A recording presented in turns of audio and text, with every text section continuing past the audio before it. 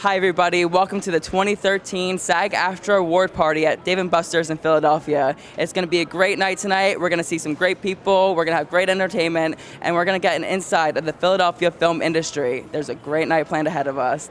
It's the event of the year, my darlings. Look around at these fabulous people. Everyone looks wonderful. I brought my own red carpet with me because God knows they couldn't give the money for one. You know, who could afford a carpet?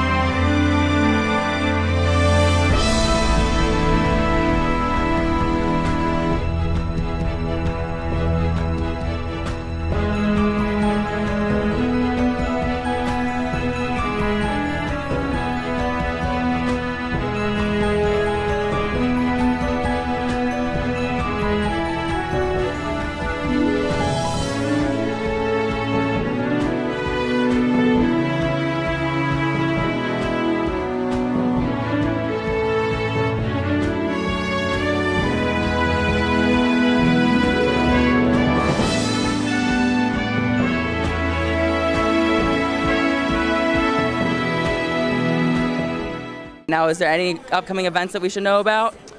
Well, in about an hour, we're going to have 300 people in here. We're very excited about that. Our next big event's probably in the spring, our general membership meeting. And then late this summer, our first ever national convention is SAG-AFTRA.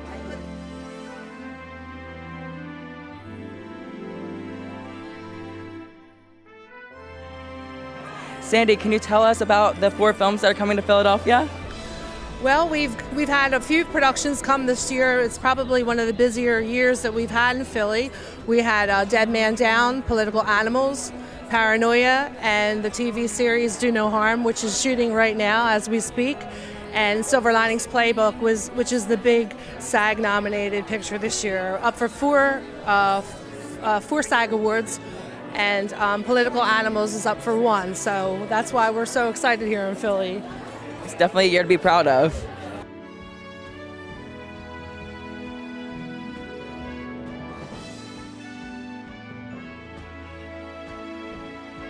It's a lot of fun working out here. The nice thing about when you go on a set, whether it's Do No Harm or Silver Linings Playbook, which I did 3 days on, you know, even in a crowd like this, you know a lot of people. There's very much of a family atmosphere. You can say, hey Greg, hi Andrew, hi Vince, hi Colleen, how you doing? And it's a lot of fun, a lot of good people to work with. Do you feel like you get a lot of work in Philadelphia? Not as much as we should. It's getting there. It's getting better. Last year I spent more time in New York. I did 10 days on The Secret Life of Walter Mitty, for example. And it's getting there. If the tax breaks stay, and we develop the industry and people see the money coming in and the creativity coming in, and you get nominated films like Silver Lining coming in, people say, oh yeah, they'll turn on to it, and I think it'll grow.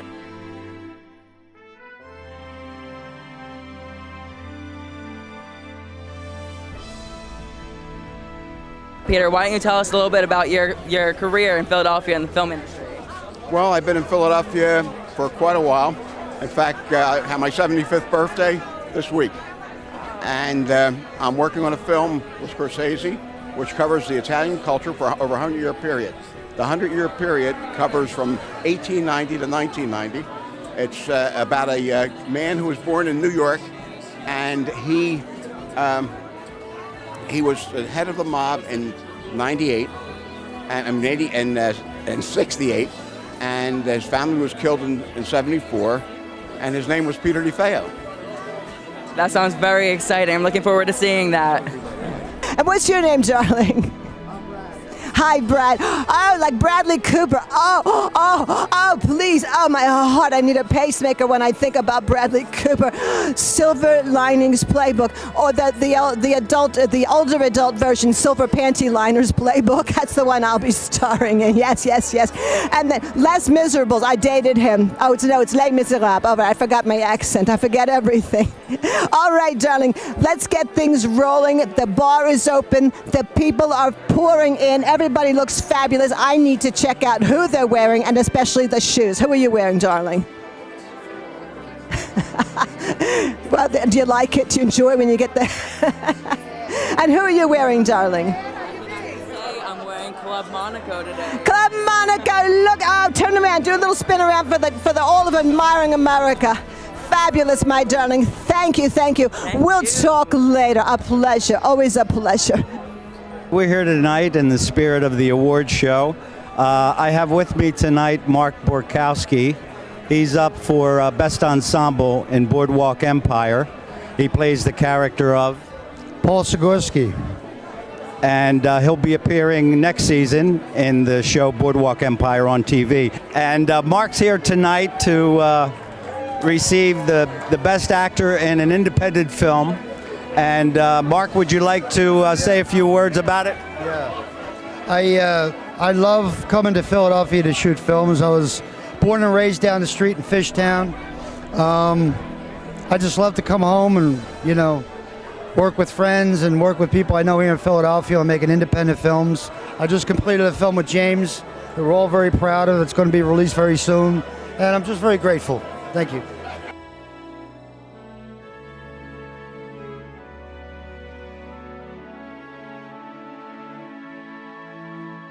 Why don't you tell us a little bit how you got involved with SAG-AFTRA? I actually first got into The Kid. My mom got me interested in acting as a kid, like most parents think their kids are special or so forth. And I was able to land a very good manager. And I'd gotten a couple of commercials, and I got a line on All My Children. And from there, I was able to join SAG. And then after about 2 years, when I hit 8 or 9, you get chubby and you get, you're not a cute kid anymore. My mom just stopped. So I went through college and high school, normal stuff. And then when Invincible came to shoot here, I went to the open call and they had seen my resume and they're like, great, you're still in. And I said, no, I haven't paid dues in good 20, they don't remember me. They're like, call the SAG-AFTRA audience, where at this time it was just SAG, office in New York. And I was still on file. I was able to rejoin and have been working pretty steadily in this area in New York ever since. Wonderful, thank you so much. No problem, thank you.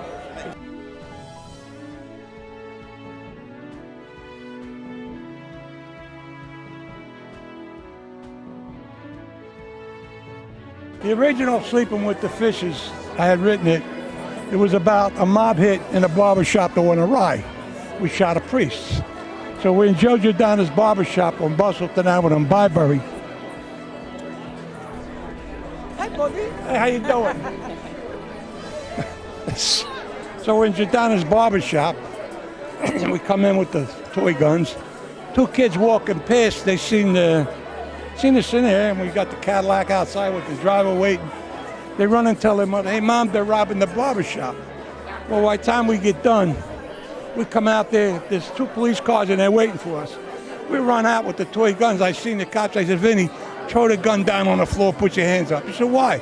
He looks at one more over. Now, the camera's rolling. Everybody comes out. The police say, what's going on here? Blah, blah, blah, blah. The lady cop says, my father's an actor. The sergeant says, lock them up, they ain't got permits. And she has an argument with the sergeant. He walks away disgusted. They let us go.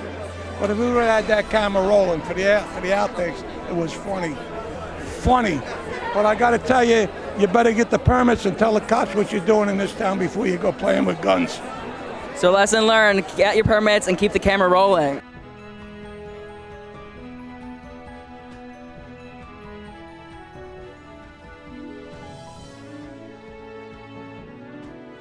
Hi Vince, thank you so much for doing this interview. I'd love to just know what your most recent experience as an actor from Philadelphia is. Well, I guess I'm the only international actor from Philadelphia, what they tell me.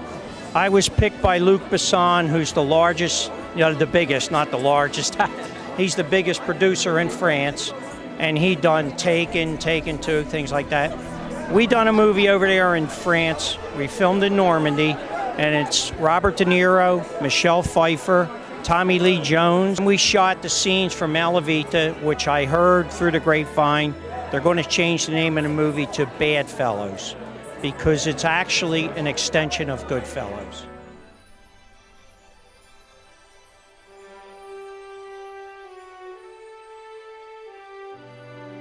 Sure. Well, I think it's been one of the accomplishments we've been able to have in Harrisburg is really to fight for fairness in the union and in the marketplace for the entertainment business and film business.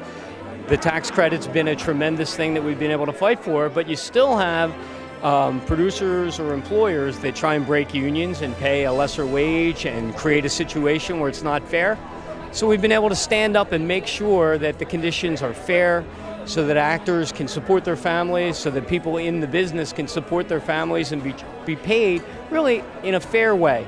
And at the end of the day, it's all about creating and protecting jobs, whether it's in this industry or any other. And so I've been proud to be involved with that.